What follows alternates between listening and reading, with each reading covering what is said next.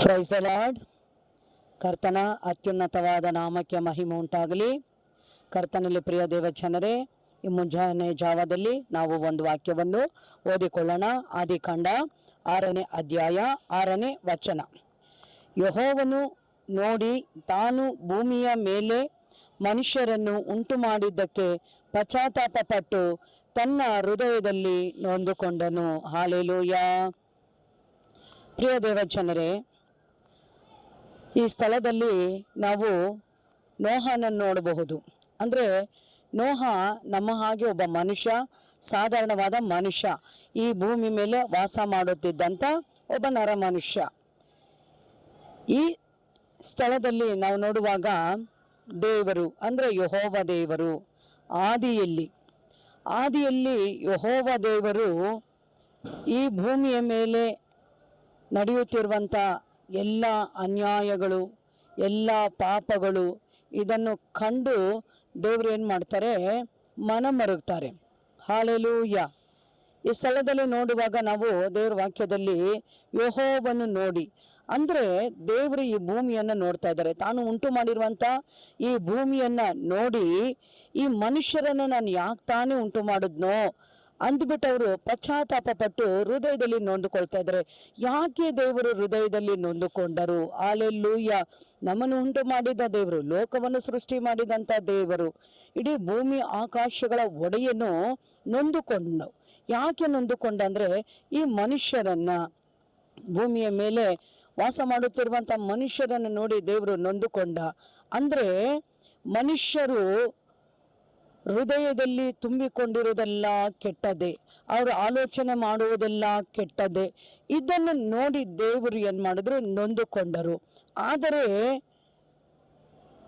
ಈ ಸ್ಥಳದಲ್ಲಿ ನೋಹ ಎಂಬ ಒಬ್ಬ ಮನುಷ್ಯನಿದ್ದ. ನೋಹನಿಗೆ ಆ ಕಾಲದಲ್ಲಿ ದೇವರ ದಯೆ ದೊರಕಿತು. ಅಂದರೆ ಪ್ರಿಯ ದೇವ ಜನಗಳೇ, ದೇವರ ಕೃಪೆ ಬೇಕು ನಮಗೆ. ಯೋಗ್ಯತೆ ಇಲ್ಲದೆ ಇರುವಂಥ ಅವರಿಗೆ ತೋರಿಸುವಂಥ ಒಂದು ದೊಡ್ಡ ಆಶೀರ್ವಾದ ಅಂದರೆ ಅದು ದೇವರ ಕೃಪೆ. ಇವತ್ತು ಈ ಲೋಕದಲ್ಲಿ ಎಷ್ಟೋ ಜನಗಳಿಗೆ ದೇವರ ಕೃಪೆ ಇಲ್ಲ, ಆದರೆ ನಮಗೆ ದೊರಕಿದೆ ದೇವರ ಕೃಪೆ. ಈ ಕೃಪೆಯನ್ನು ಅನೇಕರು ಏನು ಮಾಡ್ತಾ ಇದ್ದಾರೆ, ಇದನ್ನು ಉಪಯೋಗಿಸಿಕೊಂಡು ಬೇರೆ ಬೇರೆ ಕಾರ್ಯಗಳಿಗಾಗಿ ಉಪಯೋಗಿಸ್ಕೊಳ್ತಾ ಇದ್ದಾರೆ. ಆದರೆ ಪ್ರಿಯ ದೇವ ಜನಗಳೇ, ನೋಹ ಒಬ್ಬ ನೀತಿವಂತನಾಗಿದ್ದ, ತಪ್ಪಿಲ್ಲದವನಾಗಿದ್ದ, ಭಕ್ತಿಯುಳ್ಳ ಮನುಷ್ಯನಾಗಿದ್ದ. ನೋಹ ನೋಡ್ರಿ, ಕುಟುಂಬಸ್ಥ. ಆತನಿಗೆ 3 ಮಂದಿ ಗಂಡು ಮಕ್ಕಳಿದ್ದಾರೆ, 3 ಮಂದಿ ಸೊಸೆಯಂದಿದ್ದಾರೆ ಮತ್ತು ಹೆಂಡತಿ ಇದ್ದಾಳೆ. ಒಟ್ಟು ಇವರು 8 ಜನ ಇದ್ದಾರೆ ನೋಡ್ರಿ. ಈತ ಈ ಭೂಮಿಯಲ್ಲಿ ನಡೀತಿರುವಂಥ ಈ ಅನ್ಯಾಯಗಳನ್ನು, ಈ ಪಾಪಗಳನ್ನು ನೋಡಿಯೂ ಸಹ ತನ್ನನ್ನ, ತನ್ನ ಹೆಂಡತಿಯನ್ನ, ತನ್ನ ಸೊಸೆಂದರು, ತನ್ನ ಮಕ್ಕಳನ್ನ, ಇಡೀ ಕುಟುಂಬವನ್ನೇ ಈ ಪಾಪದ ಜಗತ್ತಿನಲ್ಲಿ ತನ್ನ ಕುಟುಂಬವನ್ನು ಬಿಡದ ಹಾಗೆ ಆತ ಏನು ಮಾಡ್ತಾ ಇದ್ದಾನೆ, ಪ್ರತಿನಿತ್ಯ ತನ್ನ ಕುಟುಂಬವನ್ನ ದೇವರಲ್ಲಿ, ದೇವರ ಕೃಪೆಯಲ್ಲಿ ಆತನು ಕಾಪಾಡಿಸಿಕೊಳ್ತಾ ಇದ್ದಾನೆ. ಹಾಲೆಲೂಯಾ. ಈ ಒಂದು ಸ್ಥಳದಲ್ಲಿ ನೋಡ್ರಿ, ದೇವರು ನೊಂದುಕೊಳ್ತಾ ಇದ್ದಾನೆ. ಯಾಕೆ ದೇವರು ನೊಂದುಕೊಳ್ತಾ ಇದ್ದಾನೆ ಅಂದರೆ, ಮನುಷ್ಯರು ಮಾಡುತ್ತಿರುವಂಥ ಪಾಪಗಳು, ಮನುಷ್ಯರು ಮಾಡುತ್ತಿರುವಂಥ ಅನ್ಯಾಯಗಳು. ನೋಡ್ರಿ, ಈಗ ನಾವು ನೋಡುವಂಥ ಈ ಜಗತ್ತಿನಲ್ಲಿ ಪ್ರೀತಿ ಅನ್ನೋದಿಲ್ಲ, ಕರುಣೆ ಅನ್ನೋದಿಲ್ಲ, ದಯೆ ಅನ್ನೋದಿಲ್ಲ, ಒಂದು ಪರಿಶುದ್ಧವಾದ ಜೀವಿತ ಇಲ್ಲ. ದೇವರು ಯಾಕೆ ಉಂಟು ಮಾಡಿದ್ರು? ಪರಿಶುದ್ಧವಾದ ಜೀವಿತವನ್ನು ಜೀವಿಸುವುದಕ್ಕಾಗಿ ದೇವರು ಉಂಟು ಮಾಡಿದ್ರು. ಆದರೆ ಅನ್ಯಾಯ ಈ ಲೋಕದಲ್ಲಿ ತುಂಬಿಕೊಳ್ತು, ಕೆಟ್ಟತನ ಮನುಷ್ಯರ ಹೃದಯದಲ್ಲಿ ತುಂಬಿಕೊಳ್ತು. ಇದನ್ನು ನೋಡಿ ದೇವರು ನೊಂದುಕೊಂಡ. ಹಾಲೆಲೂಯಾ. ನೊಂದುಕೊಂಡು ದೇವ್ರು ಏನು ಮಾಡ್ತಾ ಇದ್ದಾರೆ, ನಾನು ಈ ಭೂಮಿಯನ್ನು ಅಳಿಸ್ಬಿಡ್ತೀನಿ ಅಂತ ನೋಹನಿಗೆ ಹೇಳ್ತಾ ಇದ್ದಾರೆ. ನೋಹ, ನೀನೊಬ್ಬನು ಮಾತ್ರ ನನ್ನ ಮುಂದೆ ತಪ್ಪಿಲ್ಲದವನಾಗಿ, ನೀತಿವಂತನಾಗಿ ನೀನು ನನ್ನ ಮುಂದೆ ಕಾಣಿಸ್ಕೊಂಡಿದ್ದೀಯಾ. ಆದರೆ ಈ ಮನುಷ್ಯರು ಈ ರೀತಿ ಇಲ್ಲ. ಇವ್ರನ್ನ ನಾನು ಏನು ಮಾಡ್ತೀನಿ, ಜಲ ಪ್ರವಾಹವನ್ನು ಉಂಟು ಮಾಡಿ ನಾನು ಈ ಭೂಮಿಯನ್ನು ಅಳಿಸ್ಬಿಡ್ತೀನಿ. ಆದುದರಿಂದ ನೀನು ಹೋಗಿ ಒಂದು ನಾವಿಯನ್ನು ಸಿದ್ಧ ಮಾಡು ಎಂದು ದೇವರು ನೋಹನಿಗೆ ಹೇಳಿದ್ರು. ಆದರೆ ನೋಹ ಏನು ಮಾಡ್ತಾ ಇದ್ದಾನೆ, ಈ ಸ್ಥಳದಲ್ಲಿ ದೇವರು ಹೇಳಿದ ಮಾತಿನ ಮೇರೆಗೆ ಒಂದು ನಾವಿಯನ್ನು ಸಿದ್ಧ ಮಾಡ್ತಾ ಇದ್ದಾನೆ. ನೋಹ ನಾವಿಯನ್ನು ಕಟ್ಟುವಾಗ ಅನೇಕರು ಬಂದು ನೋಹನನ್ನು ನೋಡಿ ಗೇಲಿ ಮಾಡ್ತಾ ಇದ್ದಾರೆ ಮತ್ತು ಹಾಸ್ಯ ಮಾಡ್ತಾ ಇದ್ದಾರೆ. ಹಾಲೆಲೂಯಾ. ಇವತ್ತು ನಾವು ದೇವರನ್ನು ನಂಬಿರುವಂಥ ದೇವರ ಮಕ್ಕಳು ಸಭೆಗೆ ಹೋಗುವಾಗ, ಮತ್ತು ಪ್ರಾರ್ಥನೆಗಳನ್ನು ಮಾಡುವಾಗ, ದೇವರ ಮಕ್ಕಳಾಗಿರುವಾಗ ಲೋಕದ ಜನಗಳು ಏನು ಮಾಡ್ತಾರೆ, ನಮ್ಮ ನೋಡಿ ಹೀಯಾಳಿಸ್ತಾರೆ, ನಿಂದಿಸ್ತಾರೆ, ಅವಮಾನ ಪಡಿಸ್ತಾರೆ. ಆದರೆ ನೋಹನನ್ನು ಅವಮಾನ ಪಡಿಸಿದವರು, ನೋಹನನ್ನು ಗೇಲಿ ಮಾಡಿದವರು ಇವತ್ತು ನಮ್ಮನ್ನು ಸಹ ಗೇಲಿ ಮಾಡ್ತಾರೆ. ಯಾಕಂದರೆ ಅನ್ಯಾಯ ತುಂಬಿರುವಂಥ ಲೋಕ ಇದು, ಪಾಪ ತುಂಬಿರುವಂಥ ಈ ಜಗತ್ತಿನಲ್ಲಿ ದೇವರ ದಯೆ ನಮ್ಗೆ ದೊರಕಬೇಕಾದ್ರೆ ನಾವು ತುಂಬ ತುಂಬ ತುಂಬ ದೇವರಲ್ಲಿ ನಾವೇನಾಗಿರಬೇಕು, ಪರಿಶುದ್ಧವಾದ ಜೀವಿತದಲ್ಲಿ ಜೀವಿಸುವಂಥವರು ಆಗಿರಬೇಕು. ಅಲ್ಲೇಲೂಯ್ಯ. ದೇವರು ನೊಂದುಕೊಂಡಿದ್ದಾನೆ. ಯಾಕೆ ನೊಂದ್ಕೊಳ್ತಾನೆ ಅಂದರೆ, ದೇವರು ಪಾಪ ಮಾಡಿದರೆ ದೇವರು ನೊಂದ್ಕೊಂಡ್ಬಿಡ್ತಾ ಇದ್ದಾರೆ, ಅನ್ಯಾಯ ಮಾಡಿದರೆ ದೇವರು ನೊಂದುಕೊಳ್ತಾರೆ. ಯಾಕಂದರೆ ನಮ್ಮನ್ನು ಉಂಟು ಮಾಡಿದ ದೇವರನ್ನು ನಾವು ನೋಯಿಸಬಾರ್ದು, ನಮ್ಮನ್ನು ಉಂಟು ಮಾಡಿರುವಂಥ ದೇವರನ್ನು ನಾವೇನು ಮಾಡಬಾರ್ದು, ದುಃಖ ಪಡಿಸಬಾರ್ದು. ದೇವರು ನಮ್ಮನ್ನು ಉಂಟು ಮಾಡಿರುವುದು ಈ ಜಗತ್ತಿನಲ್ಲಿ ನಾವು ಪರಿಶುದ್ಧವಾಗಿ ಜೀವಿಸಿ ಪವಿತ್ರವಾದ ಲೋಕಕ್ಕೆ ನಾವು ಹೋಗಬೇಕೆಂಬುದಾಗಿ ದೇವರು ನಮ್ಮನ್ನು ಸೃಷ್ಟಿ ಮಾಡಿದ್ದಾರೆ, ಪ್ರಿಯ ದೇವರ ಮಕ್ಕಳೇ. ಆದರೆ ನೋಹನಿಗೇನು ಸಿಕ್ತಂತೆ, ದೇವರ ದಯೆ ದೊರಕಿತು.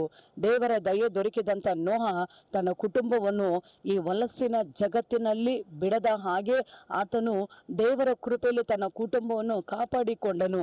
ಅದೇ ರೀತಿಯಲ್ಲಿ ನಾವು ಸಹ ಈ ದಿನಗಳಲ್ಲಿ ಏನು ಮಾಡಬೇಕು, ನೋಹಾನನ ಹಾಗೆ ನೀತಿವಂತರಾಗಿ ನೋಹಾನನ ಹಾಗೆ ತಪ್ಪಿಲ್ಲದವರಾಗಿರ್ಬೇಕು.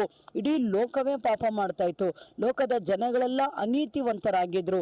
ಆದರೆ ಒಬ್ಬ ಮನುಷ್ಯ ಈ ನೋಹ ಏನು ಮಾಡ್ತಾ ಇದ್ದಾನೆ, ನೀತಿಯಾಗಿ ನಡ್ಕೊಳ್ತಾ ಇದ್ದಾನೆ. ತನ್ನ ಸುತ್ತಲೂ ಪಾಪ ನಡೀತಾ ಇದ್ರು, ತನ್ನ ಸುತ್ತಲೂ ಅನ್ಯಾಯಗಳು ನಡೀತಾ ಇದ್ರು. ಆದರೆ ಅನ್ಯಾಯವನ್ನು ಆತನು ಮಾಡಲಿಲ್ಲ, ಅದಕ್ಕೆ ಬದಲಾಗಿ ಪಾಪ ಸಹ ಮಾಡಿಲ್ಲ. ಪರಿಶುದ್ಧವಾಗಿ ಜೀವಿಸಿ ದೇವರ ಸಂಗಡ ಅನ್ಯೋನ್ಯವಾಗಿ ನಡೆದ. ಹಲ್ಲೆಲೂಯಾ. ದೇವರ ನಾಮಕ್ಕೆ ಮಹಿಮೆ ಉಂಟಾಗಲಿ. ಈ ರೀತಿಯಾಗಿ ಕೆಟ್ಟು ಹೋಗಿರುವಂಥ ಈ ಜಗತ್ತಿನಲ್ಲಿ ನೋಹ ಏನು ಮಾಡ್ತಾ ಇದ್ದಾನೆ, ತನ್ನನ್ನು ದೇವರಲ್ಲಿ, ದೇವರ ಕೃಪೆಯಲ್ಲಿ ತನ್ನನ್ನು ಕಾಪಾಡಿಕೊಂಡ. ಯಾರಿಗೆ ದೇವರ ದಯೆ ದೊರಕುತ್ತೆ, ಯಾರಿಗೆ ದೇವರ ಕೃಪೆ ದೊರಕುತ್ತೆ? ಹಲ್ಲೆಲೂಯಾ. ದೇವರ ಕೃಪೆ ಹೊಂದಿದವರು ನಾವೆಲ್ಲರೂ, ನಾವು ಸಹ ಈ ಒಂದು ದಿನಗಳಲ್ಲಿ ನಾವು ನೀತಿವಂತರಾಗಿ ನಡ್ಕೋಬೇಕು, ತಪ್ಪಿಲ್ಲದವರಿಗೆ ನಡ್ಕೋಬೇಕು. ಮತ್ತು ನಾವು ಭಯಭಕ್ತಿ ಉಳ್ಳವರಾಗಿ ನಡ್ಕೊಂಡ್ರೆ ಖಂಡಿತವಾಗಲು ನೋಹನಿಗೆ ದಯೆ ತೋರಿಸ್ತಿದ್ದಂಥ ದೇವರು ನಮಗೂ ಸಹ ದಯೆ ತೋರಿಸ್ತಾರೆ. ಈ ಜಗತ್ತು ಇವತ್ತು ಏನಾಗಿದೆ, ಭಯಂಕರವಾದ ಪಾಪಗಳಿಂದ ತುಂಬಿಕೊಂಡಿದೆ.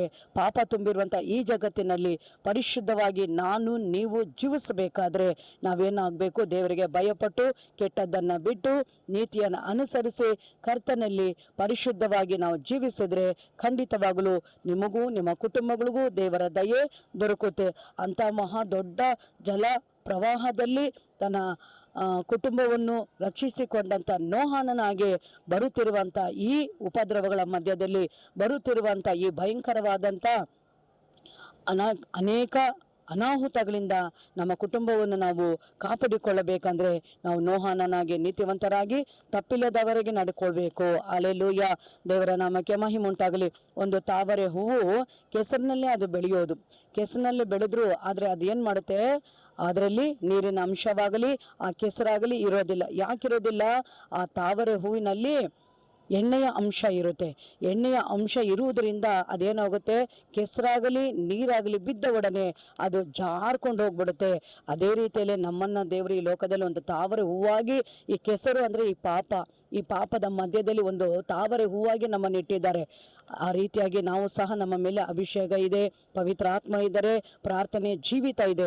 ಇದು ನಮ್ಮೊಳಗೆ ಇರುವಾಗ ಈ ಪಾಪಗಳು, ಈ ಅನ್ಯಾಯಗಳು ನಮ್ಮ ಒಳಗೆ ಬಾರದ ಹಾಗೆ ನಮ್ಮನ್ನು ನಾವು ಪರಿಶುದ್ಧವಾಗಿಟ್ಟುಕೊಳ್ಳಬೇಕು. ಹಲ್ಲೆಲೂಯಾ.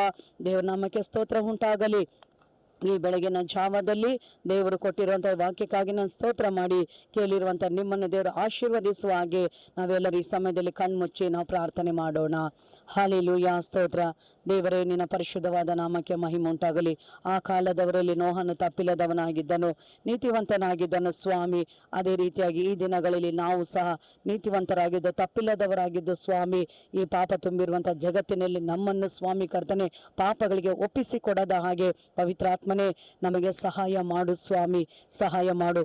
ಇದನ್ನು ನೋಡುತ್ತಿರುವಂಥ ಕೇಳುತ್ತಿರುವಂಥ ಪ್ರತಿಯೊಬ್ಬೊಬ್ಬರನ್ನ ಆಶೀರ್ವದಿಸು. ಈ ವಾಕ್ಯ ಒಬ್ಬೊಬ್ಬರಲ್ಲಿ ಕ್ರಿಯೆ ಮಾಡಲಿ. ಯೇಸು ಕ್ರಿಸ್ತನ ನಾಮದಲ್ಲಿ ತಂದೆಯೇ, ಆಮೇನ್. ಹಲ್ಲೆಲೂಯಾ. ಈ ವಿಡಿಯೋ ನಿಮಗೆ ಇಷ್ಟವಾಗಿದ್ದರೆ ಲೈಕ್ ಮಾಡಿರಿ, ಶೇರ್ ಮಾಡಿರಿ ಮತ್ತು ಸಬ್ಸ್ಕ್ರೈಬ್ ಮಾಡಿರಿ. ದೇವರು ನಿಮ್ಮನ್ನು ಆಶೀರ್ವದಿಸಲಿ. ಆಮೇನ್.